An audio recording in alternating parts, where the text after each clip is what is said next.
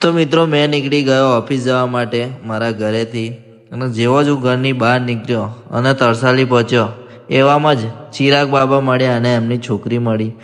ત્યારબાદ ચિરાગ બાબાને મળીને હું ઓફિસ જવા નીકળી ગયો. સોમા તલાવ પહોંચ્યો અને સોમા તલાવ જોવો તો ખરા કેટલો તાપ પડે એટલે આપણે ટોપી પહેરી લીધી. આપણે ઓફિસ પહોંચ્યા, થોડી દવા લીધી હતી, આપણી તબિયત નથી હારીને આપણો બાદશાહ નહોતો દેખાતો, બાદશાહ ખોવાઈ ગયેલો. ત્યારબાદ થોડીક જ વારમાં બાદશાહની એન્ટ્રી પડી. બાદશાહને દૂધ પીવડાવ્યું એટલે બાદશાહ તાજો થઈ ગયો. એટલે બાદશાહ આજે રખડવાનો બહાર ગલીમાં. ત્યારબાદ આપણે નીકળી ગયા આપણું વાહન લઈને. આજે બહુ તબિયત નથી હારી. પછી આપણે ઘરે પહોંચી ગયા ને બધું કપડાં ચેન્જ કરીને આપણા બાદશાહોને ફરી બિસ્કિટ ખવડાવવા નીકળી ગયા.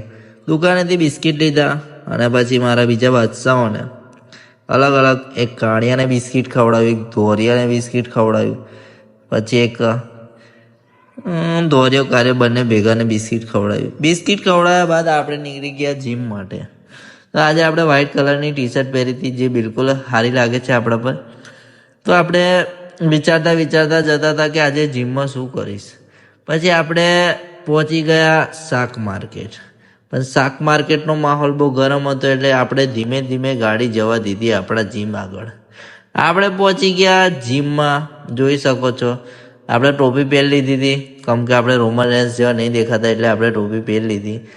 ત્યારબાદ આપણે બેકનું વર્કઆઉટ કરવાનું ચાલુ કરી દીધું. જોઈ શકો છો આપણી બેક કેટલી ખતરનાક દેખાય છે અને ધીમે ધીમે ચાલુ જ રહેશે, કેમ કે આ તો ચણાની તાકાત છે અને રોજ સોયાબીનની ખીચડીનો પાવર છે. તો મિત્રો પછી એના પછી મેં બીજી એક્સરસાઇઝ લીધી બેકની, કેબલવાળી. જોઈ શકો છો આપણી બેક. અને એના પછી આપણું ધ્યાન પડ્યું જીગા પર. જીગો ખબર નહીં હું કરતો હતો, બે હાથમાં દોરડા લઈને જબરો ખેંચ કરતો હતો. ત્યારબાદ આપણે થાકી ગયેલા અને જીગાને છોડીને આપણે પછી ત્રીજી એક્સરસાઇઝ લીધી બેકની. ખબર નહીં, એક્સરસાઇઝનું નામ નહીં ખબર, પણ આપણે મારીએ જ છે.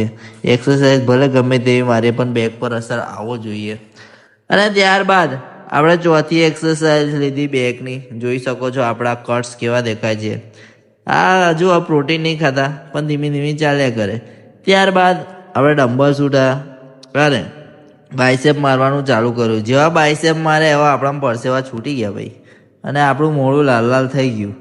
ત્યારબાદ મારા મિત્રને મળ્યો અને ત્યાંથી અમે નીચે ઉતર્યા એટલે આપણે પાણીની તરસ લાગી હતી. પાણીનો બોટલ ભરો હતો પણ પાણી નહોતું. એના બાદ આપણે ક્યુટીભાઈને મળ્યા. ક્યુટીભાઈ જોડે એક નવો વિડીયો બનાવ્યો. વધારે ના બોલતા અહીંયા હું મારી વાણીને વિરામ આપીશ અને મેં અને દેવલો પહોંચી ગયા મારા ઘરે. તો મળીએ મિત્રો આપણે નેક્સ્ટ બ્લોગમાં.